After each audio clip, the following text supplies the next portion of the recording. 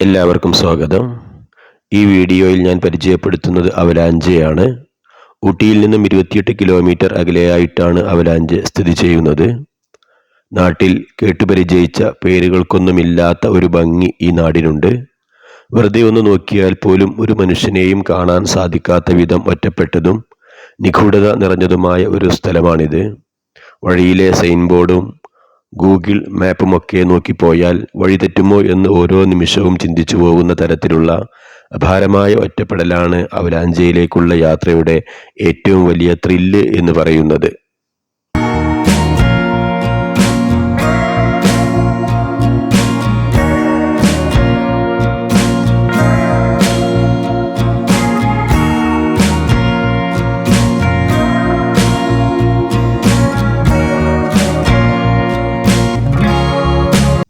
നൂറ്റാണ്ടുകൾക്ക് മുമ്പ് ഒരിക്കൽ ഇടിച്ചിറങ്ങിയ ഹിമപാതത്തിൻ്റെ ഫലമായി രൂപപ്പെട്ട തടാകവും അതിൻ്റെ ഭാഗങ്ങളുമാണ് അവലാഞ്ച്. ഊട്ടിയിലെ മറ്റുള്ള സ്ഥലപ്പേരുകളെ പോലെ ഇംഗ്ലീഷിൽ നിന്നും വന്ന പേരാണ് അവലാഞ്ച്. 1800കളിലാണ് ഈ ഹിമപാതം ഉണ്ടായതെന്ന് കരുതപ്പെടുന്നു.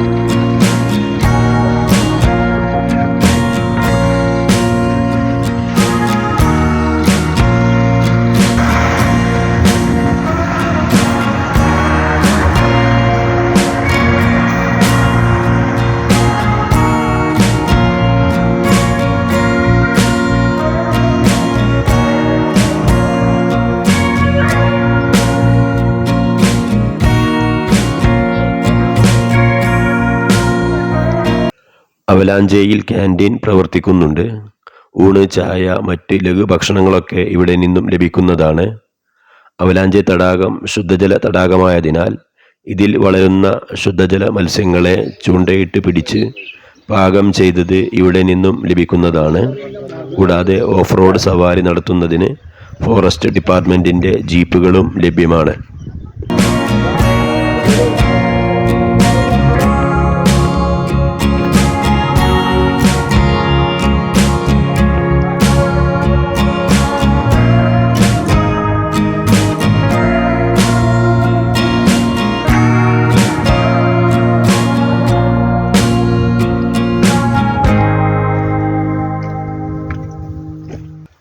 ശരിക്കും അവലാഞ്ച് ഒരു റിസർവ്ഡ് ഫോറസ്റ്റ് ഏരിയ ആണ്. പുൽമേടിനും ചോലക്കാടിനും നടുവിലായി വിശാലമായ അവലാഞ്ച് തടാകം നമുക്ക് കാണാം.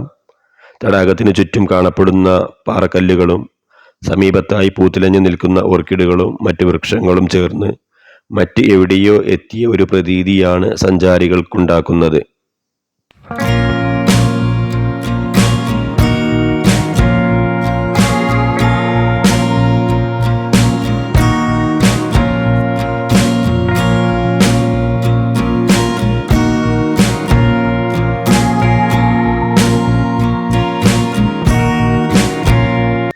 തിങ്കളാഴ്ചകളിൽ ഇവിടേക്ക് സന്ദർശകർക്ക് പ്രവേശനമില്ല.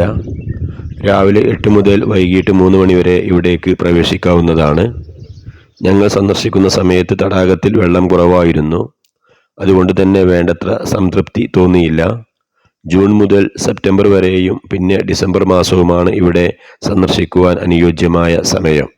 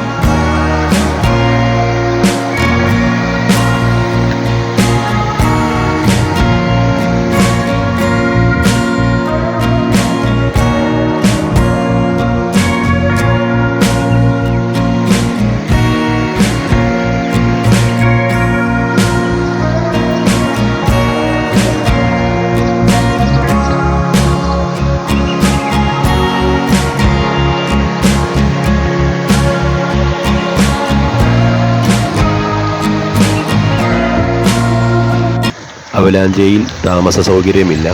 സമീപ പ്രദേശങ്ങളിൽ ഹോം സ്റ്റേകൾ ലഭ്യമാണ്. ഈ വീഡിയോ എല്ലാവർക്കും ഇഷ്ടപ്പെട്ടിട്ടുണ്ടാകും എന്ന് കരുതുന്നു. അടുത്ത വീഡിയോയിൽ വീണ്ടും കാണാം. ബൈ.